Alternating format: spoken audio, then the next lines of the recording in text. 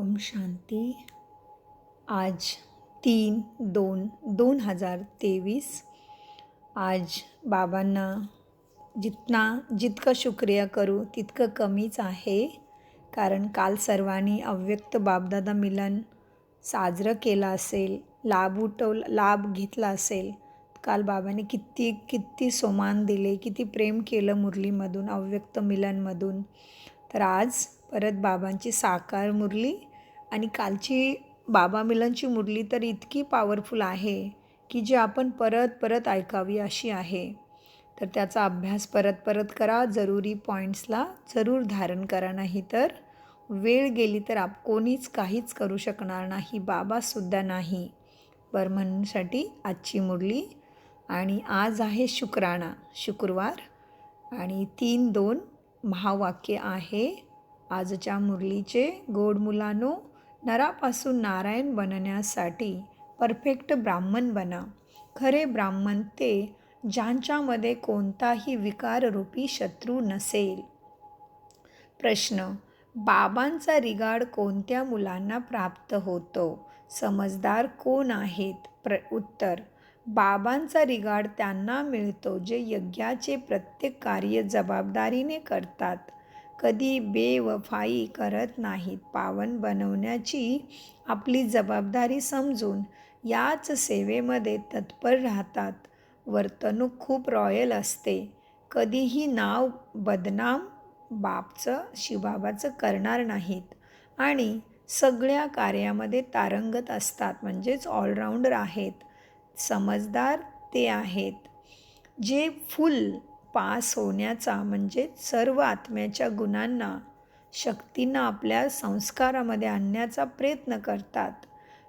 समजदार जे आहेत ते फुल पास होण्याचा प्रयत्न करतात, कधीही दुःखदायी बनत नाहीत, कोणतेही उलटे कार्य करत नाहीत. गीत आहे, आज नहीं तो कल बिखरेंगे ये बादल. ओम शांती. हे मुलांना कोणी डायरेक्शन देत आहे? बेहदचे बाबा, ज्यांना मुले इतके पिताव्रता होऊन आठवण करत नाहीत. बाबा म्हणतात, मुलांनो, आता तुम्हाला परमधाम म्हणजेच आत्माच्या दुनियेमध्ये म्हणजेच तुमच्या घरी परत जायचं आहे. मुलांनो, असे कोणाला म्हणतात? जे ब्रह्मा मख वंशावली आहेत, ब्राह्मण आहेत, ब्रह्मकुमार आहेत, त्यांनाच भगवान मुलांनो म्हणतात. कारण त्यांचे संतान बनले आहात ना. बाबा बसून समजवतात, जेव्हा नवीन सृष्टी रचायची आहे तर जुन्या सृष्टीच्या आत्म्यांना घरी यायचे आहे. आता तुम्ही मुले बाबा आणि बाबांच्या घराला जाणता इतके जरूर आहे. काही जण तर बाबांची चांगल्या रीतीने आठवण करतात, श्रीमतवर चालतात, काही ध्येय अभिमानामुळे आठवणच करत नाहीत. भगवान आलेला आहे तरी त्याला इतका मान देत नाहीत, पावन राहत नाहीत. ब्राह्मण आहेतच ईश्वरीय संतान, ब्रह्मामुख वंशावली. रचता बाबांनाच तर गायले जाते ना. ब्रह्मामुख कमळाद्वारे बाबा तुम्हाला रचतात. ब्रह्मामुख कमळाद्वारे संतान रचतात. तुम्ही मुले जाणता बरोबर, आम्ही ईश्वराचे संतान, ब्रह्माचे मुखवंशावली ब्राह्मण बनलो आहोत. ब्राह्मण त्यांना म्हटले जाते जे पावन राहतात. संपूर्ण मदार आहेच पवित्रतेवर. याला म्हटले जाते अपवित्र पतित दुनिया. मनुष्य मात्र जे पतित आहेत ते पावनाचा अर्थ समजत नाहीत. कलियुगी पतित दुनिया आणि सतयुगी पावन दुनिया आहे हे कोणीही जाणत नाहीत. बरेच जण तर म्हणतात की सतयुग त्रेतामध्ये शुद्ध पतित. बरेच जण म्हणतात आदुर ज्ञान असल्यामुळे की सतयुग आणि त्रेतामध्ये सुद्धा पतित लोक असतात. असं नाही. आता ते म्हणतात सीता चोरली गेली हे झाले पावन दुनियाची निंदा करणे. सतयुगामध्ये असं काही होत नाही. जशी दृष्टी तशी सृष्टी दिसते. पावन दुनियामध्ये सुद्धा पतित आहेत. तर काय बाबांनी पतित दुनिया बनवली का? भगवान कधी पापी दुनिया बनवेल का? बाबा तर पावन दुनियेची स्थापना करतात. गायले सुद्धा आहे, पतित पावन या, येऊन या सृष्टीला त्यामध्येही विशेष भारताला पावन बनवा. आता ब्रह्मा कुमार कुमारी हे नाव त्यांचेच ठेवले जाते जे पावन राहतात. पतितांना ब्राह्मण ब्राह्मणी किंवा बीके म्हणू शकत नाही, ते आहेतच कुकवंशावली. तुम्ही ब्राह्मण आहात, ब्रह्मा मुखवंशावली. ब्रह्मा कुकवंशावली तर म्हटले जात नाही, ते आहेतच पतित. आता तुम्ही ईश्वरीय संतान याच्यासाठी बनले आहात. तुम्ही ब्राह्मण आहात, ब्रह्मा मुखवंशावली. ब्रह्मा कुकवंशावली तर म्हटलं जात नाही, ते आहेत सर्व पतित दुनिया. आता तुम्ही ईश्वरीय संतान याच्यासाठी बनले आहात की पावन दुनियेचे तुम्हीच सुखशांतीचे मालक बनणार. ब्राह्मण ब्राह्मणी किंवा ब्रह्मा कुमार कुमारी म्हणून जर पतित होत असाल, चुकीची कामं करत असाल, विकारामध्ये जात असाल तर बिके नाहीत, तुम्हाला ब्रह्मा कुमारी म्हटलं जाणार नाही. ब्राह्मण कधीही वाईट कर्म, दुसऱ्याला त्रास देण्याचं कर्म, विकारामध्ये जात नाहीत. विकारामध्ये जाणाऱ्यांना शूद्र म्हटले जाते. खूप कष्ट आणि दुःख भोगावे लागेल. मग ईश्वराची संतान बनतोच याच्यासाठी की ईश्वराकडून सुख शांतीचं राज्यभाग्य घ्यावे. राजाईचा वारसा घेण्यासाठी पुरुषार्थ करायला पाहिजे. लक्ष ठेवायचं आहे की आम्ही नरापासून नारायण बनणार. तुम्ही मुले जाणता की नंबर 1 आहे कामविकार, सेकंड नंबर आहे क्रोध. क्रोध इत्यादीचे भूत जर राहिले तर मग ते पूर्ण वारशासाठी लायक बनत नाहीत, सुख नाही मिळू शकत म्हटले जाते. हे काम किंवा क्रोधाच्या भूतवश परवश झाले. बाबांची आठवण न केल्या कारणाने रावणाच्या वशीभूत होता. असे क्रोधी किंवा कामी नरापासून नारायण पद प्राप्त नाही करू शकत. इथे पाहिजेत परफेक्ट ब्राह्मण. बाबा समजवतात, पहिल्या नंबरचे भूत येते देह अभिमानाचे. जर देही अभिमानी होऊन बाबांची आठवण करीत राहाल तर बाबा मदतसुद्धा करतील. जे जितकी आठवण करतात तितकी त्यांना मदत मिळते. खरा ब्राह्मण तो आहे ज्याच्यामध्ये हे विकाररूपी दुश्मन नसतील. तर बाबा मुख्य ध्येय अभिमानामुळेच आणखी दुसऱ्यांचेही दुसरे दुश्मन येतात. म्हणजेच तुम्हाला शरीराचं भान राहतं तर दुसरे विकार येतात. हा भारत शिवालय होता तेव्हा दुःखाची काही गोष्ट नव्हती. हे मनुष्यांना बिलकुल माहीत नाही. ते म्हणतात मायासुद्धा आहेच आणि ईश्वर देखील आहे.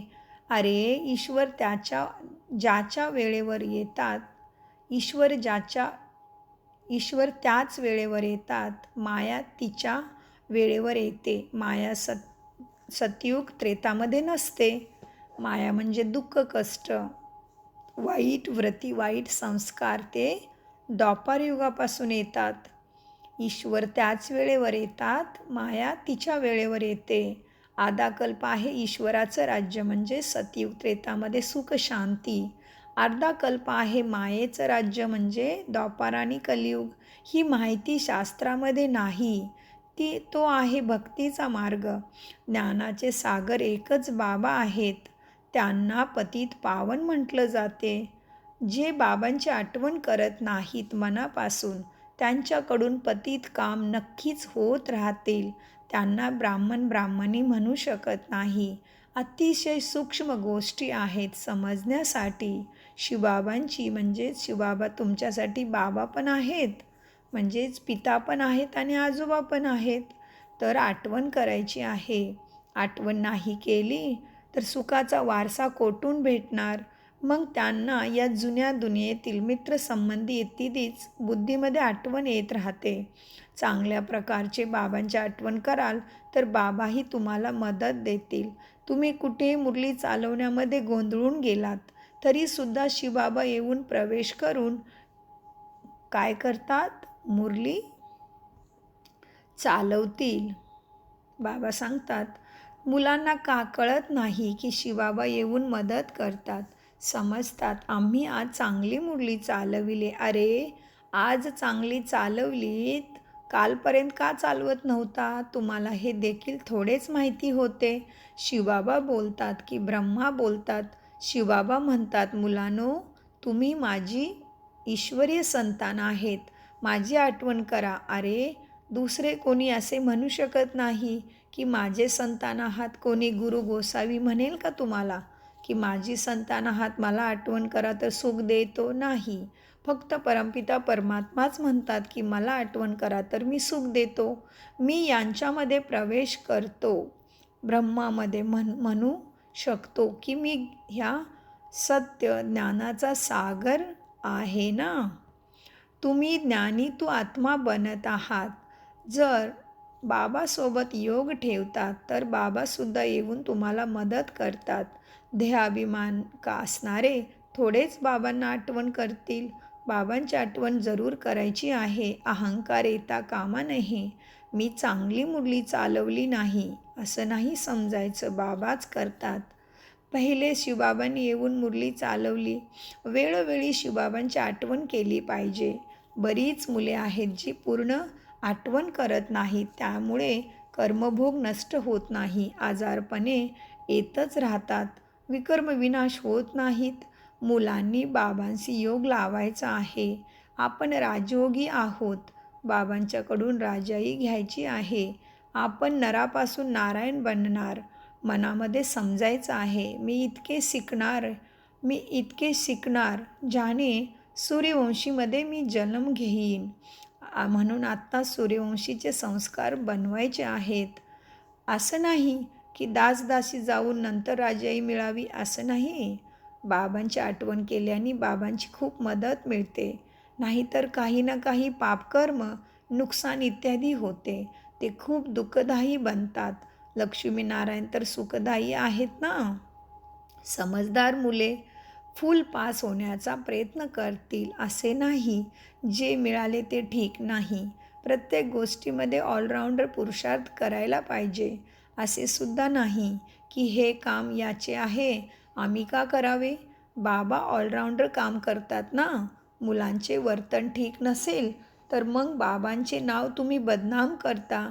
बाबा म्हणतात, माझे बनून आणखीच मग उलटे काम करतील तर काय होईल? दुःख खूप मिळेल आणि पद पण भ्रष्ट होईल, भाग्य नाही मिळणार.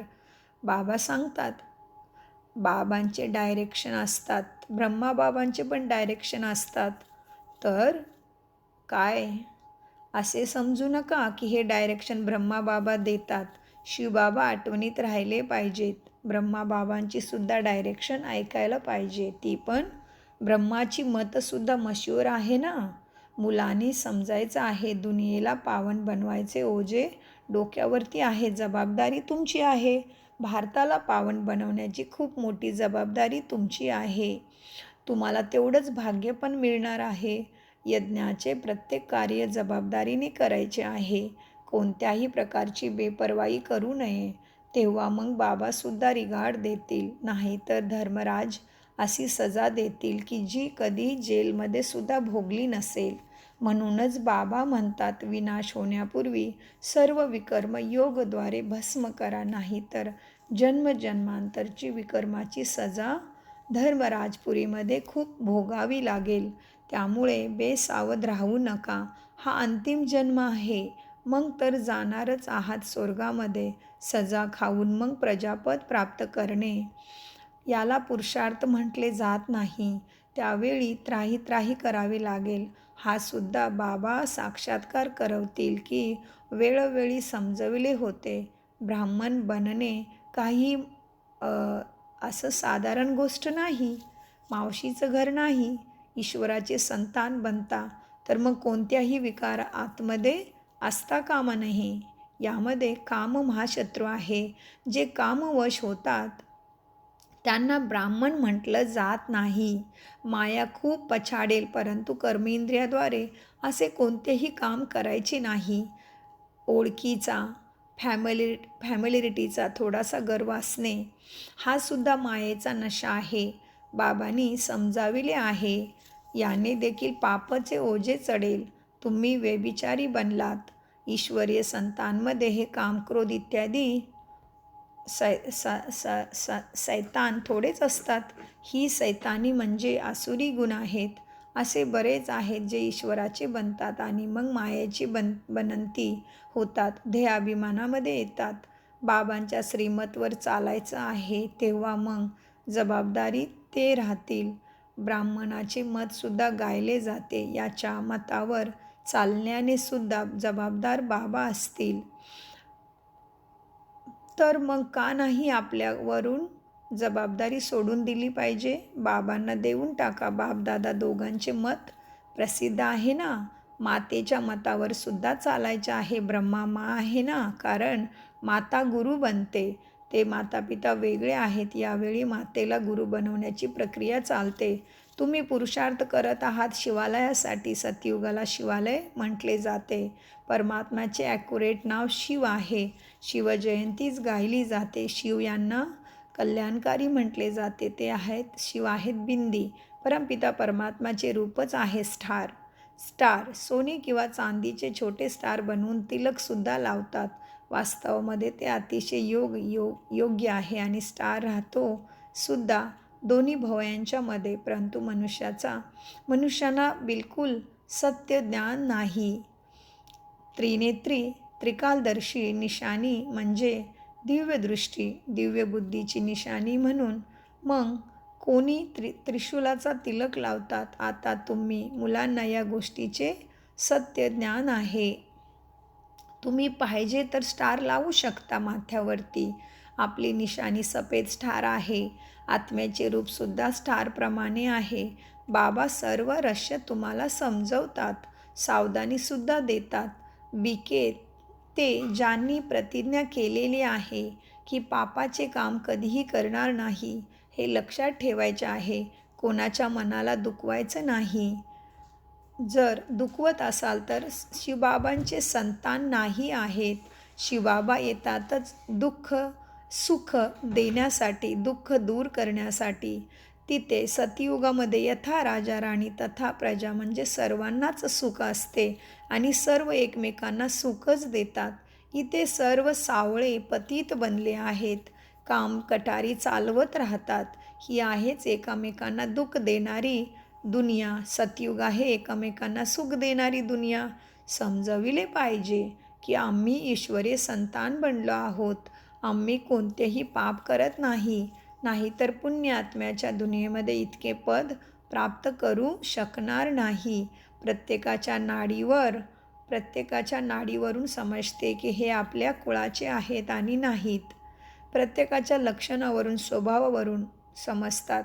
आपण म्हणतो भगवान वाच तर गायले आहे की मी तुम्हाला राजयोग शिकवितो. भगवान तर एक निराकारला म्हटले जाते. तर मग राजयोग केव्हा येऊन शिकवतील? जरूर जेव्हा नवीन दुनिया स्थापन होणार असेल. नवीन दुनियेसाठी जरूर जुन्या दुनियेमध्ये यावे लागेल. भगवान वाच मी तुम्हाला राजयोग शिकवितो. कशासाठी? काही नरकासाठी का? काय नरकासाठी शिकवतो? भगवंत तुम्हाला राजयोग शिकवतो. कशासाठी?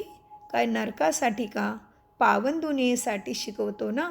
भगवान वाच मी तुम्हाला राजांचाही राजा बनवितो. सांगा बरे, केव्हा आला होता तो कोण होता? पुन्हा केव्हा येईल? जरूर सतयुगासाठी शिकवले. खूप सोपे आहे ना. बाबा सांगतात, परंतु कोणाच्या भाग्यामध्ये नसेल तर बुद्धीमध्ये बसू शकत नाही.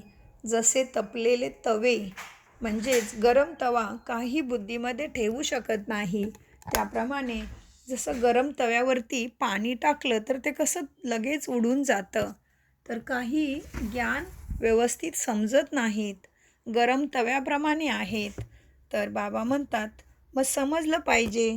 हा ज्ञान समजत नाही किंवा ज्ञानाची धारणा करत नाही. बाबा म्हणतात हे आपल्या सूर्यवंशी चंद्रवंशी राजाईचे नाहीत. बाकी प्रजा तर भरपूर बनणार आहे. अच्छा, गोड गोड खूप वर्षानंतर भेटलेल्या मुलांच्या प्रती मातपिता बापदादांची प्रेमपूर्वक आठवण आणि शुभ प्रभात. आत्मिक पित्यांचे आत्मिक मुलांना नमस्ते. आम्हा आत्मिक मुलांची ही आत्मिक पित्यांना नमस्ते. ओम शांती. आणि धारणेसाठी मुख्य सार आहे, कोणाच्याही मनाला कधी दुखवायचे नाही. प्रतिज्ञा करायची आहे, कधीही कोणते पापकर्म करणार नाही, नेहमी सुखदायी बनणार आहे. नंबर 2, कर्मेंद्रियाद्वारे कोणतेही उलटे कर्म करायचे नाही. बाबांच्या आणि दादांच्या मतावर चालून आपले पापाचे ओझे उतरवायचे आहे. वरदान. बापदादा माझ्यासमोर, माझ्या डोक्यावरती बाबाने हात ठेवला आणि दृष्टीद्वारा सर्व शक्ती, गुण, ज्ञान बाबांनी मला प्रदान केलेलं आहे. म्हणूनसाठी अशा मनपटलवरती हे दृश्य पहा आणि बापदादांना समोर पहा आणि वरदान घ्या. अमृत वेळेपासून रात्रीपर्यंत मर्यादापूर्वक चालणारे मर्यादा पुरुषोत्तम भव. वरदानाचं विस्तार आहे, संगम युगाच्या मर्यादाच पुरुषोत्तम बनवितात, म्हणून मर्यादा पुरुषोत्तम म्हटले जाते. तमोगुणी वायुमंडल व्हायब्रेशनपासून वाचवण्याचे सहज साधन याच मर्यादा आहेत. मर्यादेच्या आतमध्ये राहणारे मेहनतीपासून वाचतात. प्रत्येक पावलासाठी बापदादाद्वारे मर्यादा मिळालेल्या आहेत. त्याच्याप्रमाणे पाऊल उचलल्याने स्वतःच मर्यादा पुरुषोत्तम बनतात. तर अमृतवेळेपासून रात्रीपर्यंत मर्यादापूर्वक जीवन असेल तेव्हा म्हणणार पुरुषोत्तम, अर्थात साधारण पुरुषापेक्षा उत्तम आत्मे. स्लोगन. जे कोणत्याही गोष्टीमध्ये स्वतःला मोल्ड करतात तेच सर्वांच्या आशीर्वादाचे पात्र बनतात. बाबा सांगतात, जे कोणत्याही गोष्टीमध्ये स्वतःला मोल्ड करू शकतात, म्हणजेच आपले संस्कार चांगले बनवू शकतात, तेच सर्वांच्या आशीर्वादाचे पात्र बनतात. ओम शांती. विश्व शांती. गोड गोड बापदादांचं अगणित पदम गुना शुक्रिया. शुक्रिया बाबा. धन्यवाद.